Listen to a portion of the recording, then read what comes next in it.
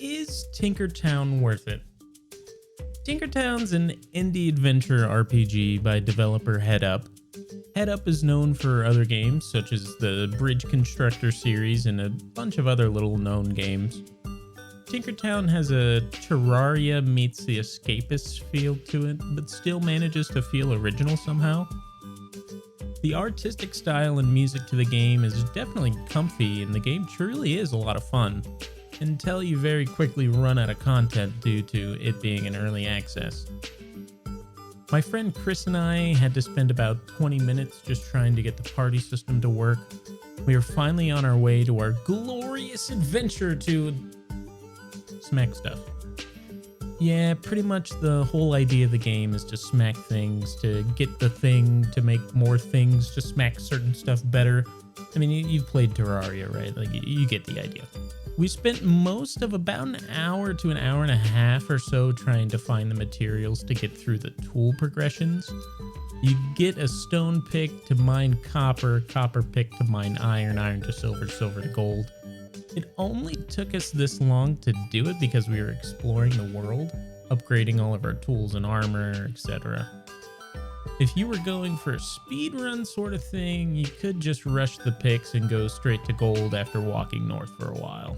Chris and I got so consumed in searching for ores that we ended up pretty much going on our own separate adventures, Chris exploring the south and me exploring the north.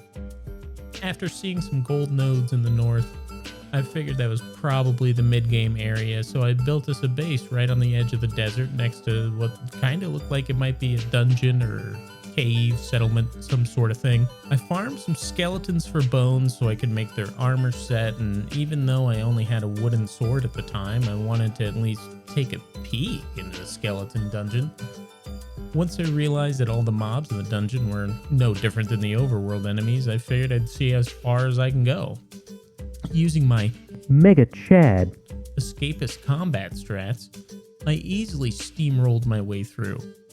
There were occasionally chests and stuff to loot in the dungeon, but overall the loot wasn't that great for what is the only dungeon in the game. The main thing I wanted was healing pots for the inevitable final boss that I assumed would be at the end. After I was in the dungeon for about 15 minutes, Chris mentioned that he had found a similar looking dungeon entrance on the opposite side of the map.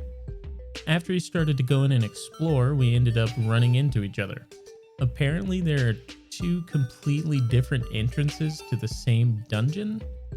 I mean, this is kind of cool, I guess. Not really sure why though, to be honest. But okay, now we have two Mega Chads. Surely we can clear this.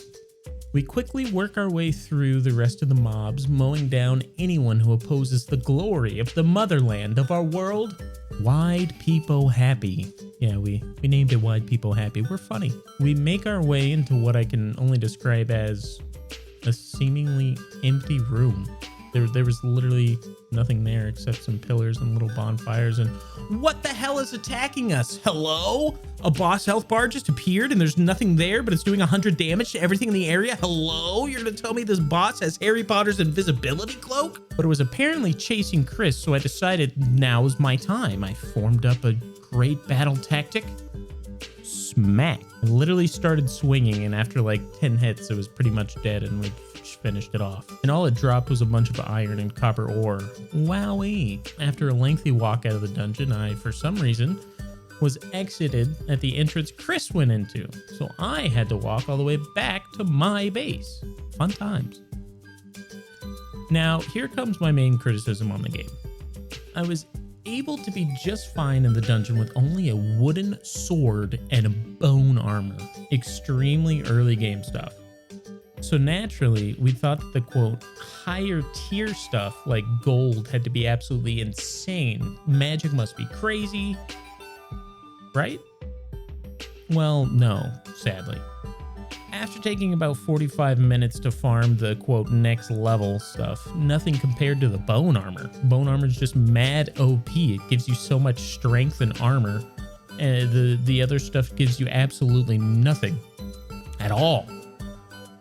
There's seemingly no way to access the magic stuff that's in the game's trailer, so So having done the only dungeon in the game, gotten what's apparently the best armor and weapons, we were done in about 2.5 hours tops.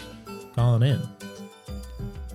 Overall, I'd say that Tinkertown is not worth it in its current state. Being a fairly new early access game, I think we have to wait and see what comes of it. It's a neat little world to run around in, but past that, it's pretty bare bones as of right now. Hopefully some good additions come to the game in the next few months, like actually putting some of the things in the trailer into the game, maybe? Like filling out the world, giving players more things to do, and for the love of God, balance. But yeah, pretty much wait on the game, see where it goes. If you just really want to spend the $17, I mean, go nuts and have a couple hours of gameplay. Whoa! Thanks for watching. If you guys like this kind of thing, you know, subscribe, do all that fancy stuff. I was actually looking at statistics, and it looks like almost 100% of people on YouTube aren't even subbed. Like 100% of all the users on YouTube. That's crazy. Bring it up.